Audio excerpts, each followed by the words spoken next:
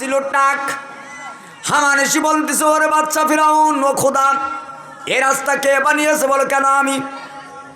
কয় কেমনে তুমি বানালে? কয় আমি হলাম ডিজিটাল খোদা, আমার কথাই তো রাস্তা তৈরি হয়ে গেছে। কয় তুমি যদি রাস্তা তৈরি করো তুমি আগে দাও, কারণ টেকো হামান তো জানে এর আমি খোদা বানিয়েছি, এর দ্বারা রাস্তা হওয়া সম্ভব না। ও রাস্তায় খোদার পিছনে পিছনে যদি আমি যাই আমার কাম সারা হয়ে যাবে। কথা বল না কেন? ও রাস্তায় আমি যদি লাগে আমার কাম সারা হয়ে যাবে। ওর টেকো মাতার বুদ্ধি বেশি, এই জন্য পিছনে থেকে গেছে। ঠিক কিনা ধরে বলেন? আল্লাহ রাব্বুল আলামিন ফিরাউন তো জানে রাস্তা আমার না গেলে তো বিপদ হতে পারে। কোন কোন তাফসীরের ভিতরে আসছে ফিরাউনের ছিল একটা মাদি ঘোড়া, মেয়ে ঘোড়া। ফিরাউন মেয়ে ঘোড়ার পরে বসা। মেয়েদের যতই শক্তি থাকুক না কেন সামনে কদম মারতে ভয় লাগে। কথা কর না কেন? একটু ভয় তো পায়, অত তাড়াতাড়ি সামনে কদম মারতে পারে না। তার কারণ সব মেয়ে তো আর শেখ হাসিনা না। কথা কয় না? সবকে আর শেখ হাসিনা না, কিন্তু পাওয়ারফুল শক্তি। সব তো আর স্বৈরাচারী শেখ হাসিনা না যে ভয় না পায় আর সামনের দিকে আগাবে। কিন্তু সেও তো ভয়ে ভয়ে পালায় গেল। ঠিক কিনা ধরে বলেন? ভাইয়েরা আমার, কান লাগান। ফিরাউন যখন সামনের দিকে লাফতে যাবে, লাফতে চাই না, আল্লাহ ডাক দিয়া বলল, জিবরিল যাও, একটা মদ্দা ঘোড়া নিয়ে টুক করে মেয়েগুলার সামনে দিয়ে রাস্তার ভিতরে ঢুকে যাও। হযরত জিবরিল আমিন একটা মদ্দা ঘোড়া নিয়া, পুরুষ ঘোড়া নিয়া মায়া ঘোড়ার সামনে দিয়া যখন রাস্তার ভিতরে টুক করে লেবে গিয়েছে, মেয়ে মানুষ মেয়ে ঘোড়ার নিশা ঠেকায় রাখতে পারে নাই, দৌড় শুরু করে দিয়েছে। ঠিক কিনা ধরে বলেন? কথা কন না কেন? আজকে আমাদের সমাজের যুবকদের অবস্থা হয়ে যেতে হয়, যুবক যেদিকে যায় মেয়েগুলো পাশ পাশ সেদিকে যায়। ঠিক কিনা ধরে বলেন? আগে বুঝতাম ছেলেগুলো মেয়ে খুঁজে বেড়ায়, এখন দেখছি মেয়েরা ছেলে খুঁজে বেড়ায়। কথা বল না কেন? জোরে বলেন। আগে দেখেছি ছেলেরা মেয়ে খুঁজে বেড়াইতো, মেয়েদেরকে নিজের আকৃষ্ট করার জন্য, মেয়েদের সঙ্গে প্রেম নিবেদন করার জন্য নিজেরাই রাস্তায় রাস্তায় বড় বড় ঘুরতো। আর এখন দেখতেছে ডিজিটাল বাংলাদেশে 2024 সালে উল্টে গেছে, ছেলেরা এখন খোঁজেরা, মেয়েরা উল্টো খোঁজে। কথা কন না কেন? জোরে বলেন না কেন? অত ভাঙ্গার সময় পাবো না, যেহেতু সংক্ষেপে কথা অল্প কথায় শেষ করে দেয়। আয়াতের দিকে যাব। ভাইয়েরা আমার, কান লাগান। ফিরাউন যখন দলবল নিয়ে খোলা যখন পিছন পিছন দৌড় শুরু করে দিয়েছে, সব সৈন্যগুলো আনিয়া যখন বাঁশ বরাবর পৌঁছাই গিয়েছে, আল্লাহ বলো পানি আর রাস্তার দরকার নাই, বাড়ি মার। যে পানি আল্লাহর কথা, যে কাজ সেই কাজ শুরু হয়ে গেল। দুই দিকের পানি এমন ভাবে চাপ, মুহূর্তের মধ্যে মাত্রা বিলীন হয়ে গেছে। কিন্তু ওই যে টিকুমাদাই বুদ্ধি বেশি, হামান কিন্তু নদীতে নামি নাই, ডাঙ্গাই থেকে গিয়েছে। টাকমাদার বুদ্ধি বেশি। ঠিক কিনা জোরে বলেন? কথা বল না কেন? ছাদে মারলে বাম্পারে ভিড়, আর দুটো একটা দেখবেন বাম্পারও নি, সব ক্লিয়ার। জীবনে কতদিন তেল কিনিনি, এই জন্য তরকারি যদি বিডি ববু যদি কয় তেল নিয়ে আসো, ও তো তেলের মর্মই জানে না, তেল কিনবে কি করে? ঠিক কিনা জোরে বলেন? কথা বল না কেন? ভাইয়েরা আমার, ফিরাউন যখন নীল নদীর ভিতরে, আল্লাহ রাব্বুল আলামিন জিবরিলকে ডাক দিয়া বলে, জিবরাইল অত তাড়াতাড়ি মারা যাবে না, শৈশারের একটু পানি খাওয়ায় খাওয়ায় মার। ঠিক কিনা ধরে বলেন? ফিরাউনকে যখন একবার সুবাই উঠায়, তখন ফিরাউন বলল, আল-আনা ওয়া ক্বাদ আসাইতা ক্বাবলা ওয়া কুনতা মিনাল মুফসিদিন।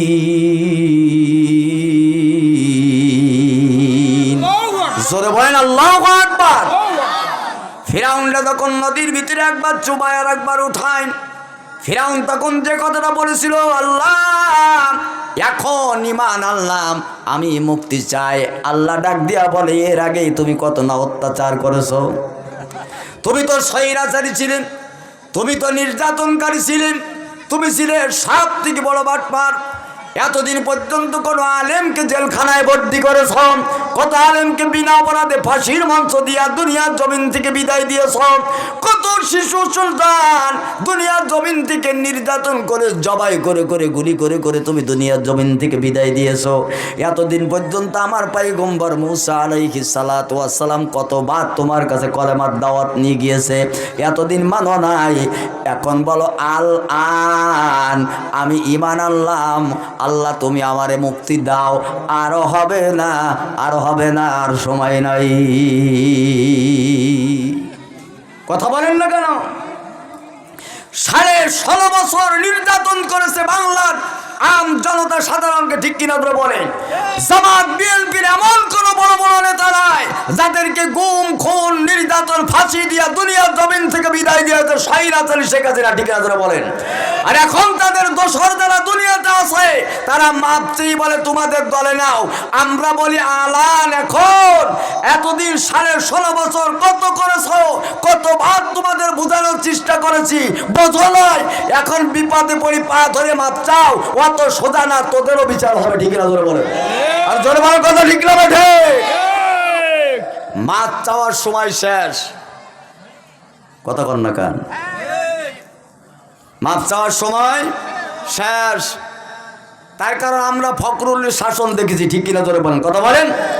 জিয়ার শাসন দেখেছি, মুজিবারের শাসন দেখেছি, শেখ হাসিনার শাসন দেখেছি, সব ঘোড়ার ডিমির শাসন দেখা শেষ। বাংলার জনতা আগামী সোনার বাংলাদেশ হবে, কোরআনের বাংলাদেশ, ঠিক কিনা ধরে বলেন? কথা বলেন, কিসের বাংলাদেশ চাই? কারা কারা চাচ্ছেন আল্লাহকে দেখায় লিল্লাহ হয় দেখবে? ভাইরা আমার, ফিরাউন মাপ চাইল শেষ সময় এসে, আল্লাহ কিন্তু মাপ করে নাই, সবাই সময় দুনিয়ার জমিন থেকে বিদায় দিয়েছে, ঠিক না ঠিক ধরে বলেন? ফিরাউনকে মেরে দেওয়া হলো। ওপারে মুসা আলাইহিস সালাম পৌঁছে গেল। মুসা নবী ওপারে পৌঁছানোর পর বনি ইসরাইলদেরকে আল্লাহ জানাই দিতে বললেন, মুসা তোমার কওমদেরকে জানাই দাও যে স্বৈরাচারী শেখ হাসিনা, যে স্বৈরাচারী ফিরাউন আজ 350 বছর পর্যন্ত তোমার কওমের পরে নির্যাতন চালিয়েছে, জেল জুলুম জরিমানা দিয়ে ছোট ছোট মাসুম বাচ্চাদেরকে দুনিয়ার জমিন থেকে বিদায় করে দিয়েছে, নিষ্পাপ মাসুম বাচ্চাগুলা। ওই ফিরাউনকে আমি আল্লাহ রাব্বুল আলামিন নীল নদের পানিতে তার আর্মি, বিডিআর, বিএসএফ, হেলমেট বাহিনী, লাঠিয়াল বাহিনী সহ যত বাহিনী ছিল সব ডুবাই মেরে দিয়েছি। তোমার কওমদেরকে তুমি জানাই দাও। মুসা পয়গম্বর নিজের কওমকে ডাক দিয়া বলল, তোমাদেরকে আল্লাহ সুসংবাদ দিয়েছে, সেটা হলো এই সুসংবাদ হলো ফিরাউন দুনিয়ার জমিন থেকে বিদায়, স্বৈরাচার বিদায়, ঠিক কিনা? মুসা নবী ডাক দিয়া বলল, 350 বছর স্বৈরাচারী শাসন যে ফিরাউন চালিয়েছে আল্লাহ মেরে দিয়েছে। কওম বলল, বিশ্বাস করি না। কথা বুঝতেছেন তো? মূল জায়গায় আসতেছি। কম বলল, মুসা বিশ্বাস করি না। মুসা পয়গম্বর বলল, কেন?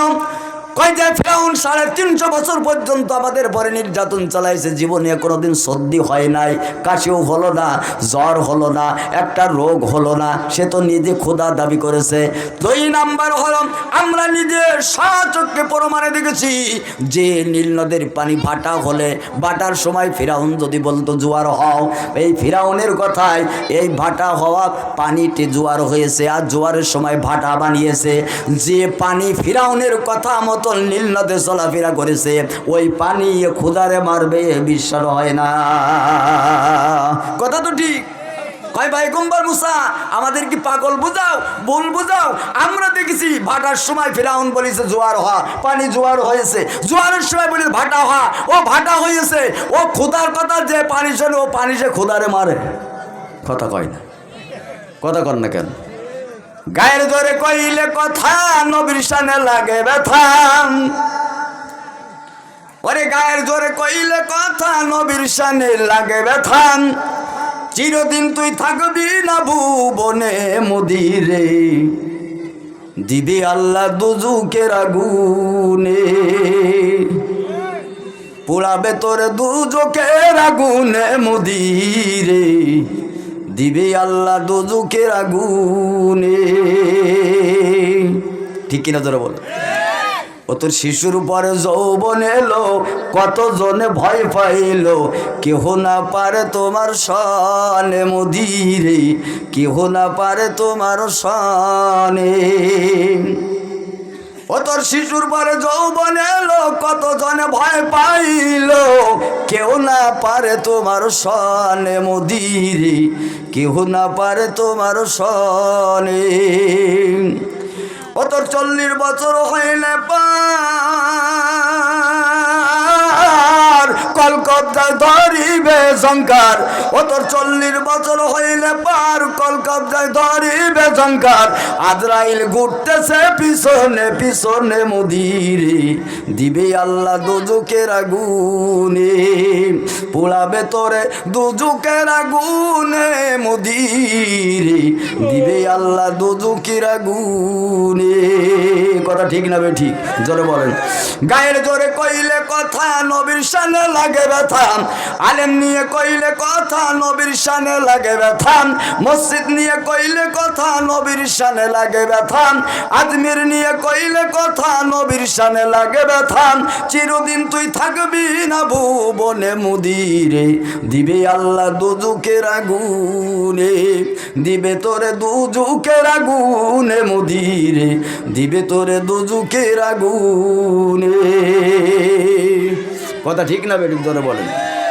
ওর তোর এমন একদিন আসবে চলে, বুক ভাসাইবি চোখের জলে, নবীর কথা পড়বে সেদিন মনে মদিরে, নবীর কথা পড়বে সেদিন মনে। ঠিক কিনা জোরে বলেন।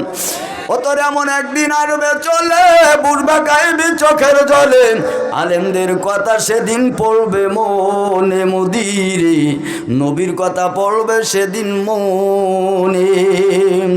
ও তাই আজাদি ডাকিয়া কয় তওবা কর একবার জীবনে মদিরে, পুড়াবে তোরে দোজখের আগুনে, দিবে আল্লাহ দোজখের আগুনে মদিরে, দিবে আল্লাহ দোজখের আগুনে। গায়ে জোরে কইলে কথা নবীর শানে লাগে ব্যথা, আলেম নিয়ে কইলে কথা নবীর শানে লাগে ব্যথা, মসজিদ নিয়ে কইলে কথা নবীর শানে লাগে ব্যথা। চিরদিন তুই থাকবি না ভুবনে শেখ হাসিনা রে, দিবে আল্লাহ দোজখের আগুনে, দিবে তোরে দোজখের আগুনে মুজিব কন্যা রে, দিবে আল্লাহ দোজখের আগুনে, পোড়াবে তোরে দোজখের আগুনে শেখ হাসিনা রে, দিবে আল্লাহ দোজখের আগুনে। ঠিক না? জোরে বলেন, আর জোরে বলেন। ভাইরা আমার কান লাগান। মুসা আলাইহিস সালাতু ওয়াস সালাম আল্লাহর কাছে হাত তুললেন, রব্বুল আলামিন আমার কওম 350 বছর ফিরাউনের নির্যাতন ভোগ করেছে। আয় আল্লাহ তাআলা, এরা তো মানতে চায় না। আল্লাহ তুমি একটু ফিরাউনের লাশটা আমার কওমরে দেখায় দাও।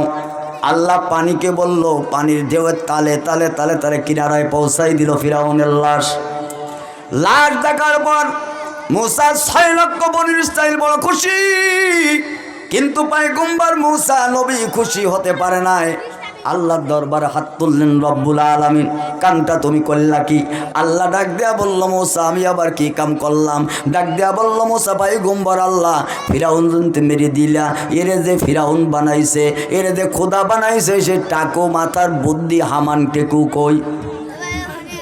এই কে আসলে এখানে?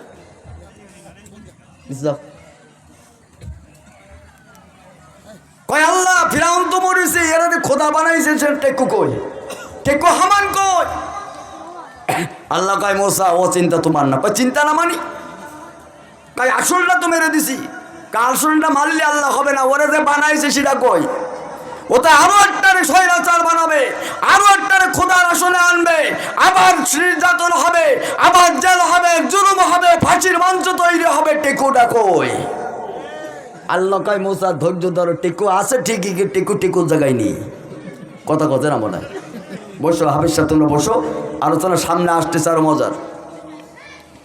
মুসা নবীকে আল্লাহ টেকু টেকুর জায়গায় নিয়ে মানে কয় মুসা ধৈর্য ধরো, টেকু টেকুই থাকবে, কিন্তু চোখে জ্যোতি থাকবে না। সুবহানাল্লাহ বলেন। আর জোরে বলেন। আমি আল্লাহ ওর করেছি চোখ কানা, হাতে দিছি খুঁটো আর থাল দিছি একটা ফুটো, দেখি শুনি খাই বাড়া। কথা কয় না, কথা কয় না, কথা কয় না, জোরে বলেন। স্বৈরাচার ফিরাউন শেখ হাসিনা পার হয়েছে পালায়া, তাদের দোষর যারা বাংলার জমিনে আছে, বাংলাদেশের প্রত্যেকটা প্রেতাত্মাকে আজ জেলখানায় রেখে কোনো লাভ নাই, ঠিক কিনা জোরে বলেন। আমার কথা হলো আল্লাহ ফিরাউনকে মেরে দিয়া টেকো হামানকে চোখ কানা করে দিয়ে আমার লাঠি আর থাল ফুটো দিয়ে রাস্তায় ভিক করে খাওয়াইছে। মানুষের লাঠি জুতা খেয়ে খেয়ে এই দুনিয়ার জমিন থেকে আল্লাহ টেকো হামানকে বিদায় দিয়ে, ঠিক কিনা ধরে বলেন। আইনমন্ত্রী জেলখানায় নাকি খাওয়াই লাভ আছে? দরবেশের জেলখানায় খাওয়াই লাভ নাই। আমি বলবো ডক্টর ইউনুসকে এদের দুইটা করে চোখ কানা করে দাও, আর এক হাতে দাও লাঠি খুঁটো আর এক হাতে দাও থাল ফুটো। এবার কতিবে দেখি শুনে খেয়ে বেলা আমাকে কিছু করা লাগবে না, জনগণ কাম ছেড়ে দেবে। কথা বলে না, কথা বলে না। এদের আটকায় রেখে ভালো বন্ধ খাওয়ায় কোনো লাভ নাই আছে। এরা 16.5 বছরে সব থেকে বেশি নির্যাতন করেছে জামাত আর বিএনপির নেতা কর্মীর উপরে, ঠিক কিনা ধরে বলেন। অতএব কোন প্রেতাত্মার কোনো মাপ নাই, যেখানে উল্টা পাল্টা হবে সেখানে দবায় চটকায় নারী বের করে ছেড়ে দিতে হবে, ঠিক কিনা ধরে বলেন। কম করনি, কম হয় নাই। তোমাদের জন্য রাস্তায় চলা যায়নি, বাজার ঘাটে কথা বলতে পারিনি, মসজিদের মেম্বারে হক কথা বলতে দেয়নি। আমি এলাকার মানুষ, হাতরাকাড়ি মঞ্চ থেকে ওসি নিজে মাইক কেড়ে নিয়ে আমার কান ধরে রাবাই নিয়ে গেছে। আমি সেই ছেলে, বহুত বড় বড় প্রোগ্রাম থেকে মাইক কেড়ে নিয়েছে, কথা বলতে পারিনি। আজকে কোথায় কথা বলেন? আমার এই মাহফিলের স্টেজে, আমাদের এই মাহফিলের স্টেজে আমাদের খেজুরবনিয়া মসজিদের ইমাম আব্দুল মাজেদ সাহেব সাইদি নিয়ে কোনো কথা বলিনি। ওনার শুধু সন্তানটা একটা সঙ্গীত গেয়েছিল, অপরাধ ছিল এতটুকু, ঠিক কিনা ধরে বলেন।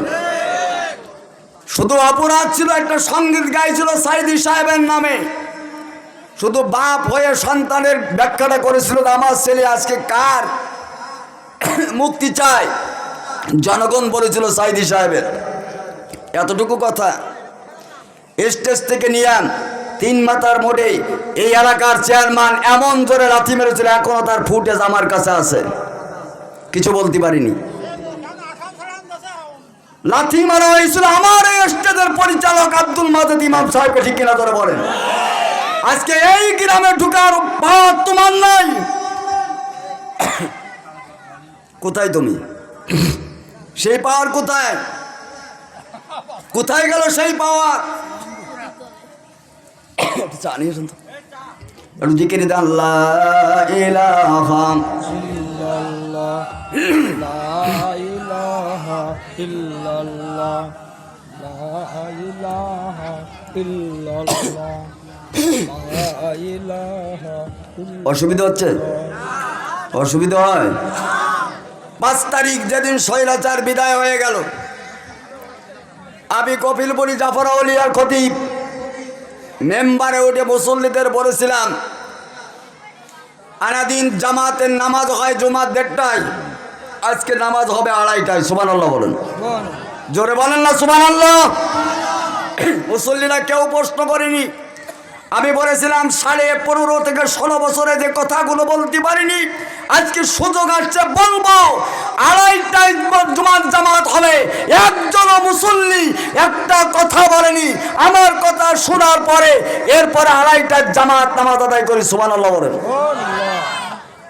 একজন উল্টো পাল্টা করেছিল। আমার মুসল্লিরা বলতে, হুজুর আপনার একজন খুব প্রিয় মানুষ মুসল্লি নামাজ পড়েনি চলে গেছে। আমি কেন? এটা আসলে এলাকার আমলিগের সব থেকে বড় ক্যাডার। তাহলে বুঝতে হবে, এমন বলা বলেছি নামাজ বাদ দিয়ে পালায় যাতে বাধ্য হয়েছে। আমি বলি মুনাফিক। এই মুনাফিক গুলো এতদিন আমার মুসল্লিরা বুঝতে পারেনি, চিনতে পারেনি। এই কপিল পরিবারের একটা টাটকা মুনাফিক আছে, আজকে আমার মসজিদের মুসল্লিরা তা চিনে ফেলেছে, ঠিক কিনা ধরে বলে। ভাই, নিজেদের চেহারা এখন নিজেরা উন্মুক্ত ময়দানে আমাদেরকে পরিচয় করা দিচ্ছে, ঠিক কিনা ধরে বলে। কেন? এরা মনে করেছিল 2040 সাল পর্যন্ত ক্ষমতা আমাদের পকেটে, ঠিক কিনা ধরে বলেন? আল্লাহ কয় আবাবিল পাঠাইছিলাম মক্কা সেই আব্রাহার সময়, আর একটা আবাবিল পাঠাই দিলাম 2024 সালে 5ই আগস্ট, ঠিক কিনা ধরে বলেন? কথা বলেন না কেন? তার কারণ ওদের চিন্তা চেতনা মাথায় ছিল 15ই আগস্ট জাতির বাবার কি দিন ছিল? কথা বল না কেন? কি দিন? কথা কয় না। ওর একটা নতুন নাম আছে না, কাঙ্গালি ভোজ। আরে দেশের মানুষ কি সব কাঙ্গাল? 5 তারিখ আমি বাজারে কয়জনকে বলেছিলাম টাকা তুলিস নি, তোর সরকার যদি 4টি পর্যন্ত থাকে তাহলে কালকে তোরা কাঙ্গালি ভোজ করবি, আর যদি না থাকে এর টাকা সব ফেরত দেওয়া লাগবে। সুবহানাল্লাহ কয় না? দেশের মানুষ সব কাঙ্গাল বানাই ফেলেছে, ঠিক কিনা ধরে বলে? যে কথা বলতেছিলাম আমার ভাইরা, আইনমন্ত্রী আনিসুল হক এখন ডিম থেরাপি খাচ্ছে, ঠিক কিনা ধরে বলেন? কথা কন না কেন? সব জেলখানায়।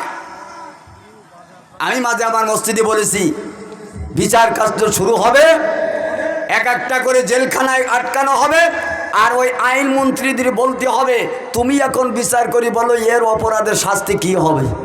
কতক্ষণ না কেন? আমাকে নিযুক্ত করা আইনমন্ত্রী দ্বারা এর বিচার করলে ওরা আবার পরে যদি আবার উল্টো পাল্টা করে, ওদের আইনমন্ত্রীর দিক টার্গেট নিতে হবে, দিয়ে এর সাদা কি হবে ওই মন্ত্রী বলে দিক, ঠিক কিনা ধরে বলেন? কতক্ষণ কথা বলেন? আমরা নতুন মুরগা আইনমন্ত্রী আনবো কে? দরকার আছে? দরকার নাই। সুবহানাল্লাহ বলেন, একটু জিকির দেন সুবহানাল্লাহ।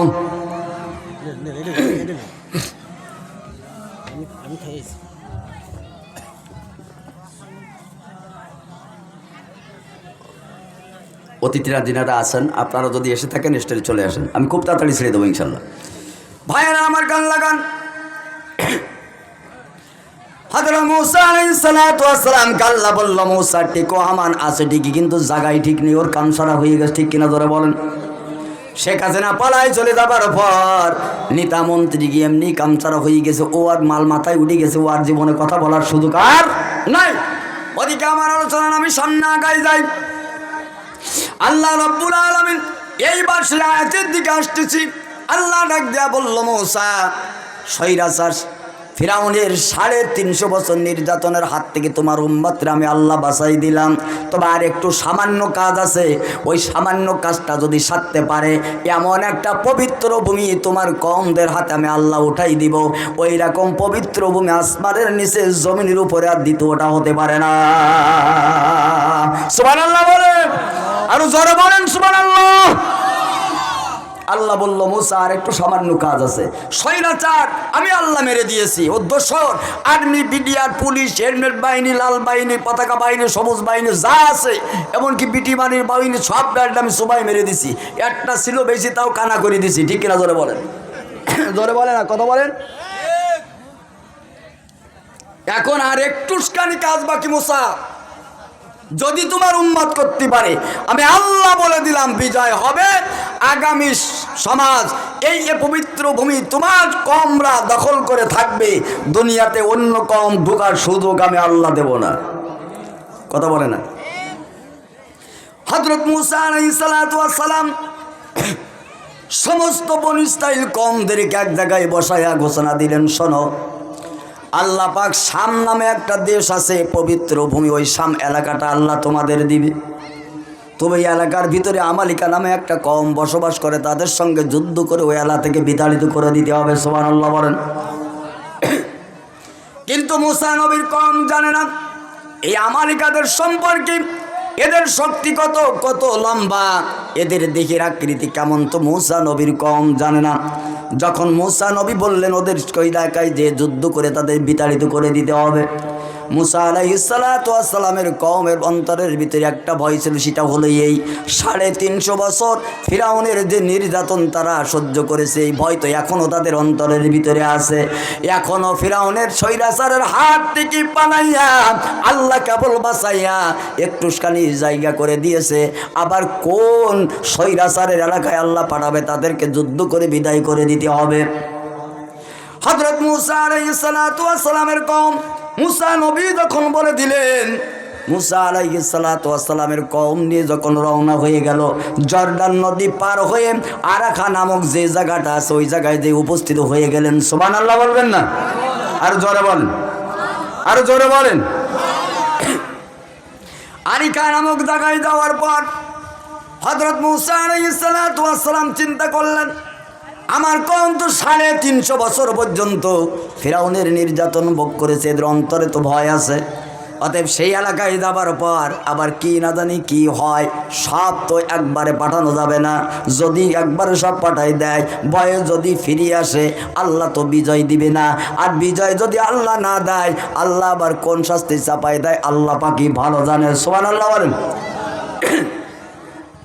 হযরত মুসা আলাইহিস সালাতু ওয়াস সালাম নিজের কওমদেরকে বুঝালেন যে তোমরা ওই এলাকায় যাও, শুধুমাত্র ওই এলাকা পর্যন্ত পৌঁছাও, তাদের সঙ্গে যুদ্ধ করা লাগবে না, তরবারি ধরা লাগবে না, বিডিআরের মতন রাইফেল ধরা লাগবে না, শেখ হাসিনার মতন লাল বাহিনীর মোকাবেলা করা লাগবে না। আল্লাহ বলে দিয়েছে শুধু এলাকা পর্যন্ত কদম মারো, বিজয় আল্লাহ তোমাদের হাতে উঠাই দিবে। জোরে বলুন সুবহানাল্লাহ। হযরত মুসা আলাইহিস সালাতু ওয়াস সালাম বারবার বুঝায়েন, নিজের কওম বোঝে না। এরপরে বারবার যখন বোঝাতে লাগলেন, ওই আরিকা নামক জায়গায় বসে নিজের কওম ডাক দিয়া বলতেছে, মুসা ওই সময় কওমের লোকজন যে কথাটা বলেছিল, আল্লাহ আখেরি জামানার পয়গম্বর আপনার আমার পেয়ারা নবী মুহাম্মদুর রাসূলুল্লাহ সাল্লাল্লাহু আলাইহি সাল্লামের হাত বরাবর কোরআনুল কারীমের ভিতরে কোট করে দিয়া উম্মতে মুহাম্মাদের আল্লাহ জানাই দিয়েছেন। আল্লাহ পাক বলেন, ফাযহাব আনতা ওয়া রাব্বুকা ফাকাতিলা হাহুনা কাঈদুন। জোরে কোন আল্লাহু আকবার। মুসা আলাইহিস সালাতু ওয়াস সালাম যখন বারবার বুঝালেন, নিজের কওম যখন বুঝলো না, মুসা আলাইহিস সালাতু ওয়াস সালাম বারবার বোঝাতে লাগলেন, তোমাদের যুদ্ধ করা লাগবে না, তরবারি ধরা লাগবে না, কারোর সঙ্গে মারামারি করা লাগবে না। আল্লাহ শুধু বলেছে ওই এলাকা পর্যন্ত শুধু কদম দিয়ে পৌঁছায়া যাও, আল্লাহ পাক এই কদম দিয়ে পৌঁছানোর জন্য আল্লাহ বিজয় তোমাদের হাতে উঠাইয়া দিবে। সুবহানাল্লাহ বলে না?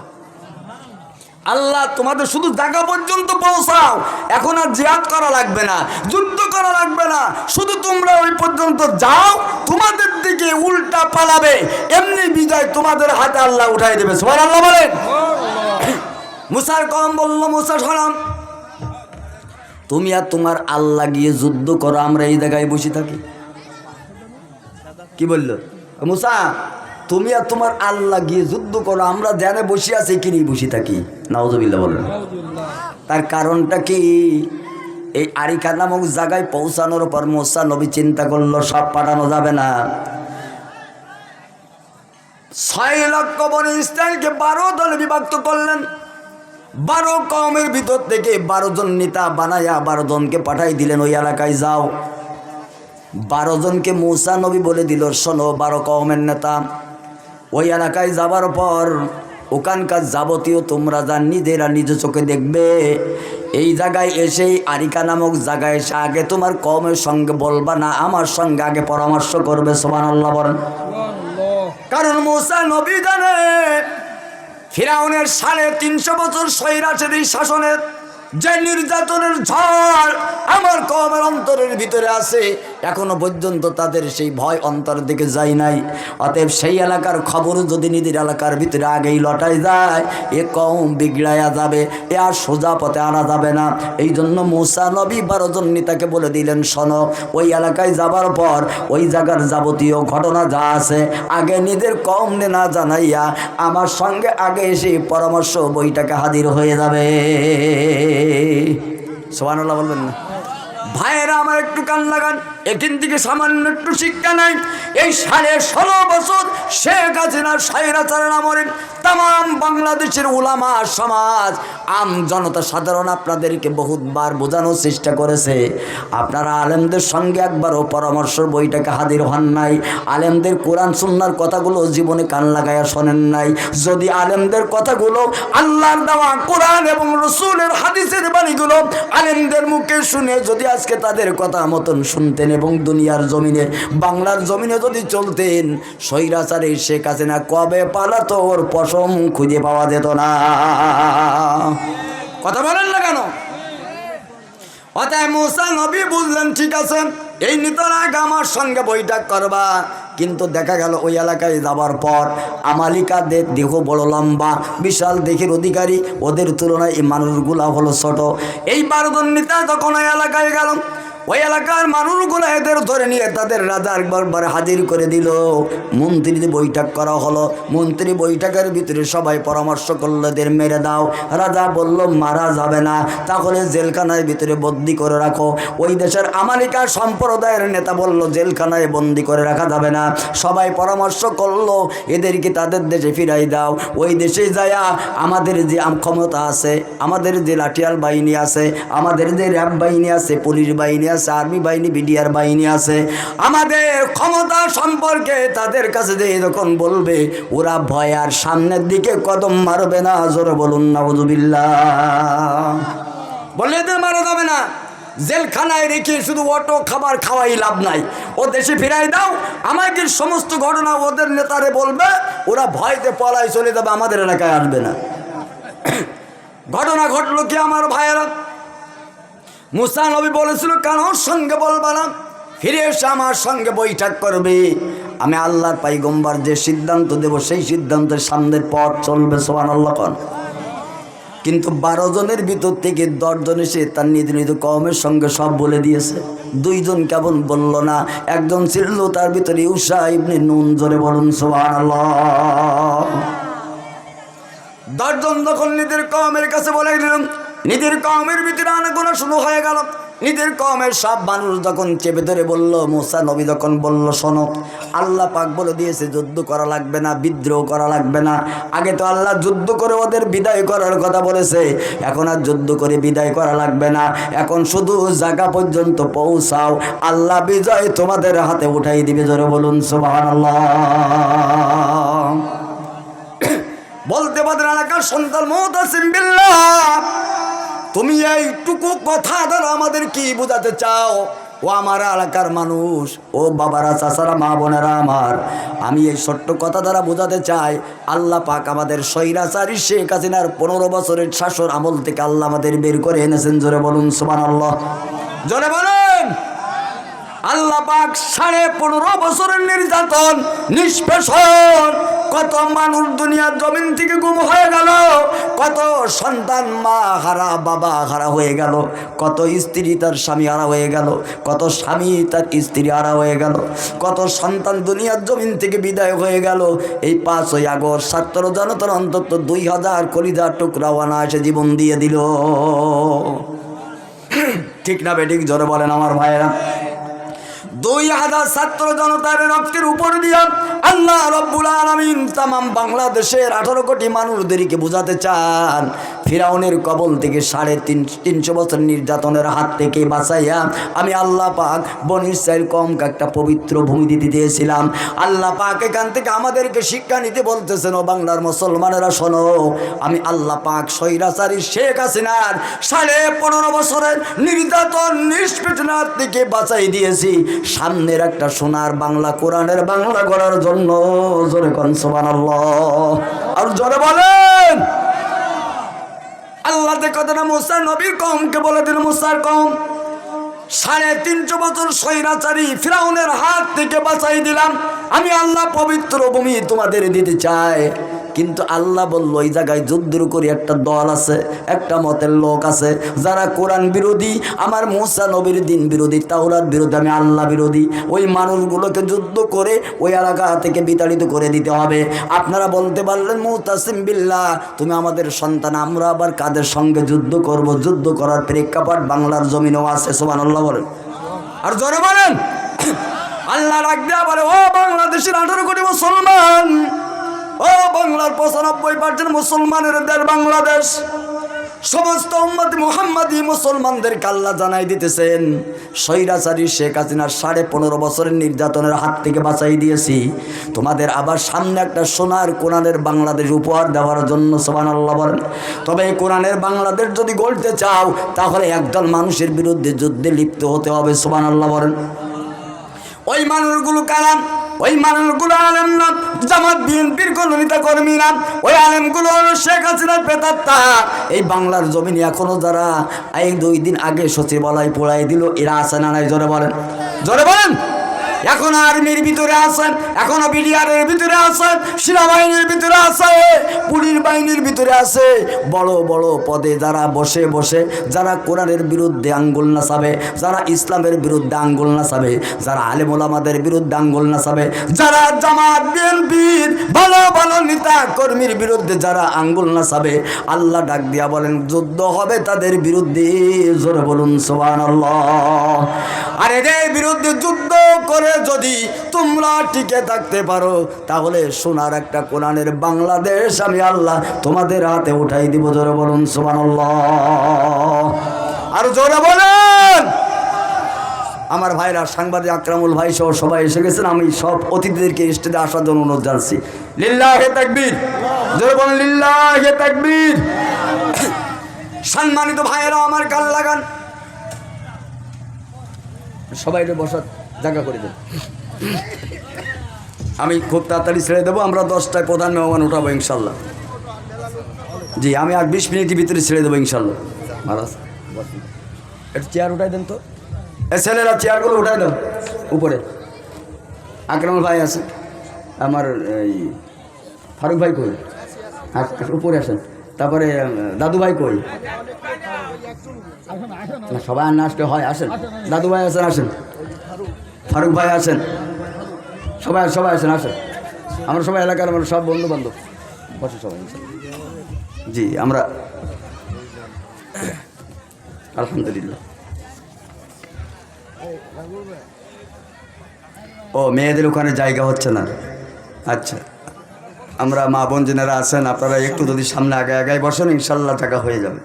আমি অল্প সময় কথা বলে শেয়ার করি। আমি এই প্রেক্ষাপটটা আলোচনা করে ইনশাল্লাহ শেষ করবো। ইনশাল্লাহ প্রধান মেহমান আসবেন। ভাইরা আমার কান লাগান। আল্লাহ ডাক দিয়া বলল, মুসা তোমার কওমদেরকে জানাই দাও। মুসা নবীর কওম বলল, আমরা ও জায়গায় যাব না, আমরা এ জায়গায় বসে থাকবো। মুসা তুমি আর তোমার আল্লাহর দিয়ে যুদ্ধ করতে বলো। আল্লাহ পাক এই কথাটা যখন সহ্য হলো না, আল্লাহ ডাক দিয়া বলল, মুসা ফিরাউনের হাত থেকে বাঁচাইয়া, স্বৈরাচারী শেখ হাসিনার থেকে বাঁচাইয়া আমি আল্লাহ পাক সুন্দর একটা কোরআনের সমাজ, সুন্দর একটা সোনার বাংলাদেশ গড়ার জন্য সুন্দর একটা পরিবেশ করার চেষ্টা আমি করেছিলাম। তোমার কম যখন বলল ও জায়গায় যাব না, তুমি এবং আমার পয়গম্বর তুমি আর তোমার আল্লাহ হলাম আমি, আমরা দুইজনে দিয়ে যুদ্ধ করার জন্য যখন তোমার উম্মাতরা বলল, তাহলে শুনে নাও, যে এলাকা আমি আধা ঘন্টার ভিতরে তোমাদের হাতে বিজয় তুলে দিতাম, ওই এলাকার 40 বছরের ভিতরে তোমাদের হাতে আর আসবে না। কথা আমার আল্লাহর ভাইরা আমার, আমরা যারা এই বাংলার জমিনের জামাত এবং বিএনপির মানুষ, আমরা যারা দলীয়ভাবে সবাই মিলেমিশে কাঁধে কাঁধ মিলাইয়া বসবাসকারী বাংলায়, আল্লাহ রাব্বুল আলামিন এই প্রান্তরের ঘটনা থেকে আজকে আমাদের বাংলাদেশের মানুষদেরকে আল্লাহ জানাতে চান, শোনো, তোমরা যদি এখনো পর্যন্ত একে অপরের সঙ্গে মিলমিশ করে যদি এই জায়গায় তোমরাও যদি মনে করো আমি আল্লাহ পাক স্বৈরাচার হাসিনার হাত থেকে বাঁচাই দিয়েছি, সুন্দর একটা সমাজ গড়ার জন্যে আমি যাদের বিরুদ্ধে যুদ্ধ করার কথা বলেছি তাদেরকে এই বাংলার জমিন থেকে হটাই না দিয়া তোমরা যদি মনে করো আবার আল্লাহ পাক তোমাদেরকে বিজয় দিয়ে দিবে না, এখনো যদি এই ঘটনা থেকে তোমরা যদি স্বৈরাচারী শেখ হাসিনার প্রেতাত্মার বিরুদ্ধে যুদ্ধ করেন, এখনো যদি বাংলার প্রতিটা সমাজ থেকে শুরু করে রাষ্ট্রভবন থেকে যদি খেদাই না দিতে পারো, তাহলে সুন্দর সোনালি বাংলাদেশ গড়তে পারবা না। আর যদি এখনো তোমরা মনে করো না আমি আল্লাহ পাক সব করে দেব, তাহলে শোনো, আগামী 40 বছরের ভিতরে এই দেশও হারাবা, নিজেদের জীবনও হারাবা, বাংলার সোনার বাংলা গড়ার সুযোগ আর হবে না। কথা ঠিক না বেটি? জোরে বলেন। আল্লাহ বলতে তো শোনো, 15.5 বছরের স্বৈরাচারী শেখ হাসিনার হাত থেকে বাঁচাই দিছি সোনার বাংলাদেশ, কোরআনের বাংলাদেশ, ইসলামের বাংলাদেশ, জামাত বিএনপির বাংলাদেশ গড়ার জন্য। ঠিক কিনা জোরে বলেন। যদি শেখ হাসিনা প্রেতাত্মাদের বিরুদ্ধে যুদ্ধ ঘোষণা করে তাদের যদি বাংলা থেকে বিতাড়িত করতে না পারো, আবারও তোমাদের পরে চেপে বসবে, আর এরপরে 40 বছর আবারও নাকালি সুমারি খাওয়া লাগবে। এই বাংলার জমিনে 40-এর আগে আর তোমাদের হাতে আসবে না। কথা আমার না আল্লাহ জোরে বলেন, আর জোরে বলেন। এরপরে আসুন আমার ভাইরা, কথা সঙ্গ প্রায় শেষের কাছে চলে এসেছি। আল্লাহ রাব্বুল আলামিন 40 বছর মুসা নবীরে বললেন, মুসা যে কথা তোমার উম্মত বলেছে 40 বছর আর আয়াতটা আসবে না। এই প্রান্তরের ভিতরে আল্লাহ পাক আটকাই দিলেন। এই প্রান্তরের ভিতরে যখন আটকাই দেওয়ার পর আল্লাহ রাব্বুল আলামিন আপনাকে 40 বছর এই বাংলার জমিনে আটকায় আবার দিবে, কিন্তু আল্লাহ পাক কাউরে না খাওয়ায় মারবে না। যে তোর রিজিকের মালিককে জোরে কয় আল্লাহ। ওয়ামা মিন দাবাতিন ফিল আরদি ইল্লা আলাল্লাহি রিজকুহা। জোরে বলেন।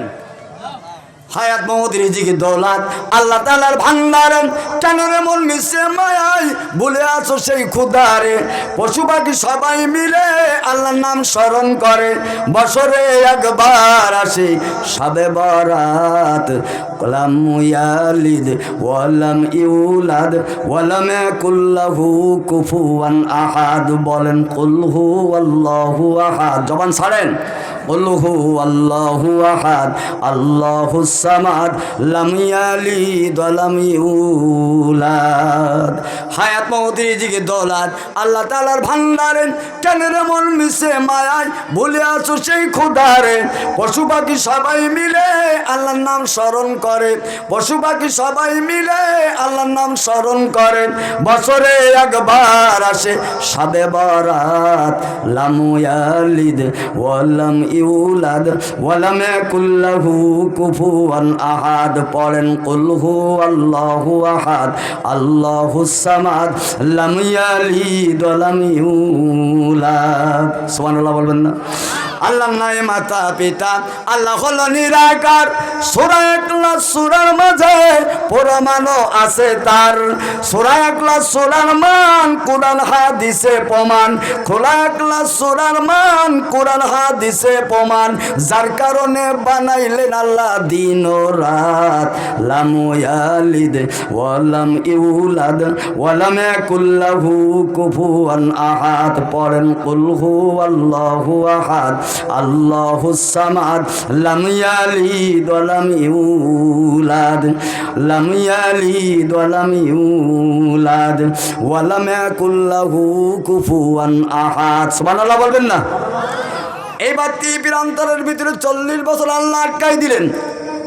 আটকানোর পর ওই ময়দানের ভিতরে 30 মাইল লম্বা, 18 মাইল আর কোনো গাছগাছালি নাই, পাকপাকারি নাই, মরুভূমির ভিতরে, উপরে কোনো ছায়া নাই। রোদের ভিতরে মুসার কওম থাকবে কি করে, বাঁচবে কি করে?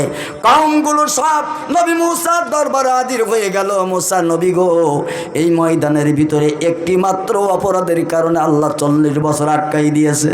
40 বছরের ভিতরে বাড়ি যেতে পারবো না, ঘরে ফিরতে পারবো না। তাহলে কি আল্লাহ পাক এই রোদ্রের ভিতরে আমাদেরকে একটু ছায়ার ব্যবস্থা করে দিতে পারে না? মুসা নবী আল্লাহর দরবারে হাত তুললেন। আল্লাহ রব্বুল আলামিন মুসা নবীর দোয়া কবুল করে নিলেন। পয়গম্বর ডাক দেয়া বলো, আল্লাহ একটি মাত্র অপরাধের কারণে 40 বছরের জন্য আমার কওমকে প্রান্তরের ভিতরে আটকাই দিলেন গো আল্লাহ। এরা তো তোমার বান্দা, এদের জন্য একটু ছায়ার ব্যবস্থা করে দাও। আল্লাহ রব্বুল আলামিন বললেন, ওয়াযাল্লালনা আলাইকুমুল গামাম।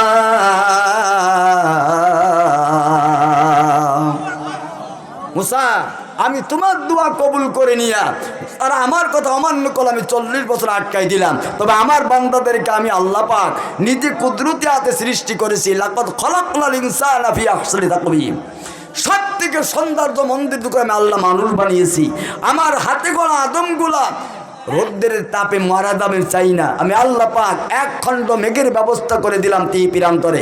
তোমার উম্মত যেদিকে যাবে এই মেঘখণ্ড ছায়া দিয়ে দিয়ে সেদিকে যাবে। সুবহানাল্লাহ বলেন, আরো জোরে বলেন। ভাইরা আমার চলল সেদিকে। মুসা আলাইহিস সালাতু ওয়াস সালামের কয়দিন পরে এদের কওম ডাক দেয়া বলতেছে, নবী মুসা, আল্লাহ তো ছায়ার ব্যবস্থা করলো, কিন্তু খাবো কি? একটু খাওয়ার ব্যবস্থা তোমার রবের করতে বলো। মুসা আলাইহিস সালাতু ওয়াস সালাম দোয়া করলেন। আল্লাহ রব্বুল আলামিন আল্লাহ পাক প্রান্তরে মুসা নবীর 6 লক্ষ উম্মতদের জন্য আসমানি খানার ব্যবস্থা আল্লাহ করে দিয়েছেন।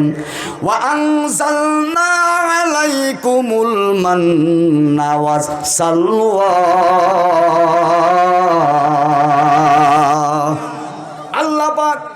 দুনিয়ার সামান্য খানা না, দুনিয়ার কোনো বানানো খানা না। আল্লাহ পাক পয়গম্বরের দোয়া কবুল করে নিয়া আসমান থেকে আল্লাহর বরকতি খানা, মান্না এবং সালোয়া দেয়া তিহিপির অন্তরের মানুষদের আল্লাহ ব্যবস্থা করে দিয়েছে। সুবহানাল্লাহ বলবেন না? আল্লাহ এই দুইটা খানার ব্যবস্থা করে দিবার পর আল্লাহ বলে দিলেন, শোনো মুসা, এই খানা দুটো তোমার বান্দাদের জন্য আমি আল্লাহ পাক এমনভাবে বাজেট করে দিলাম, যদি আমার দেখানো পথ, আমার দেখানো মত অনুযায়ী তোমার বান্দারা যদি খানাগুলো খায়, এই আসমানি খানা জিন্দগিতে আর বন্ধ হবে না। কথা ঠিক না বে ঠিক? আল্লাহ ডাক দেয়া বলল, শোনো, কুলু মিন তাইয়্যিবাতি মা রাযাকনাকুম ওয়া মা যালামুনা ওয়ালাকিন কানু আনফুসাহুম ইয়াযলিমুন।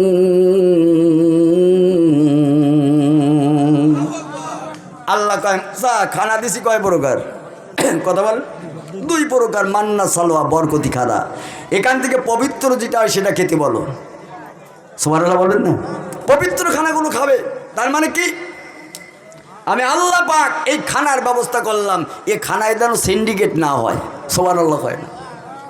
এ খানায় যেন সিন্ডিকেট না হয়, যে কালকে কি খাবো গুদামজাত করে রাখবো, এইরকম সিস্টেম না হয়। তোমার বান্দাদের বলবে যতটুকু প্রয়োজন ততটুকু খাবে, বাকিটা পড়ে থাকবেও আমি আল্লাহ দেখবো। সুবহানাল্লাহ বলেন।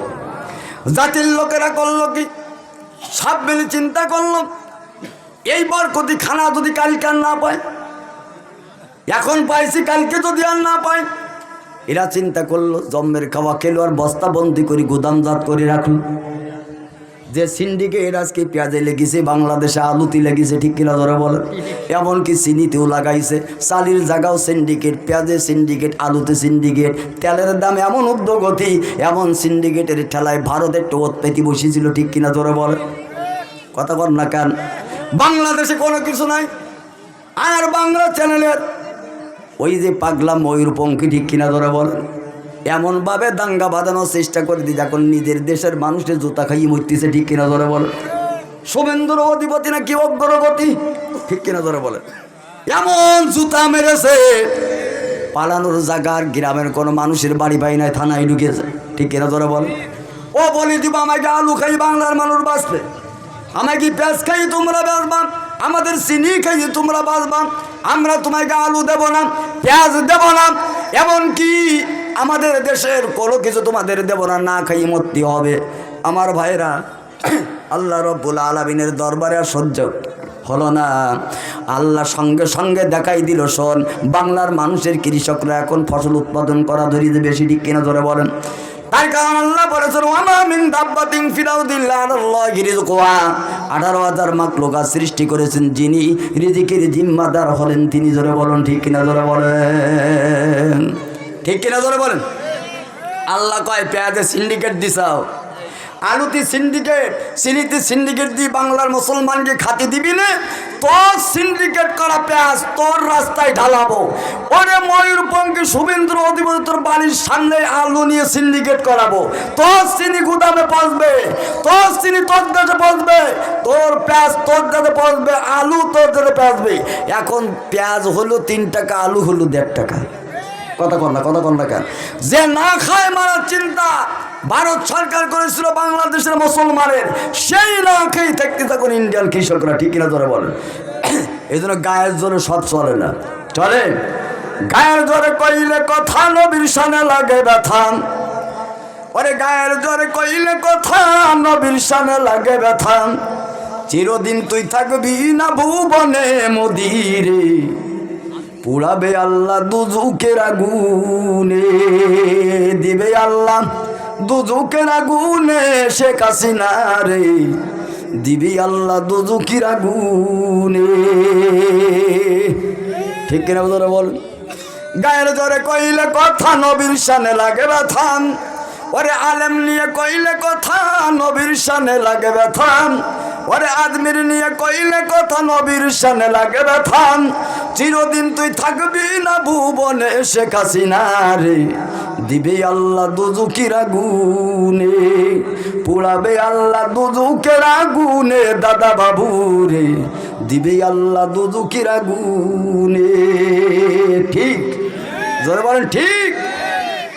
ও তোর শিশুর উপরে যৌবন এলো, কত জনে ভয় পাইল, কেহ না পারে তোমার শানে দাদা বাবু রে, কেহ না পারে তোমার শানে মুজিব কন্যা রে, কেহ না পারে তোমার শানে।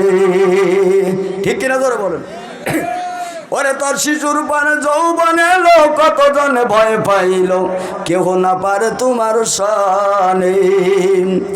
অত 40 বছর হইলে পার কলকাতায় ধরিবে ঝংকার, অত 40 বছর হইলে পার কলকাতায় ধরিবে ঝংকার।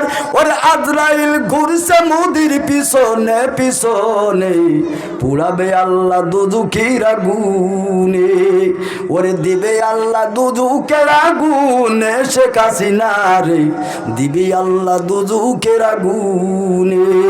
কথা ঠিক, ওটা আওয়াজ দেন ঠিক। ও তোর এমন একদিন আসবে চলে, বুক ভাসায় চোখের জলে, বাংলার মানুষের কথা পড়বে মনে সেদিন, আলেমদের কথা তোর পড়বে মনে সেদিন, নবীর কথা পড়বে সেদিন মনে। ঠিক কিনা তোর বলে। ও তোর এমন একদিন আসবে চলে, বুক বাঁচাইবি চোখের জলে, নবীর কথা পড়বে সেদিন মনে।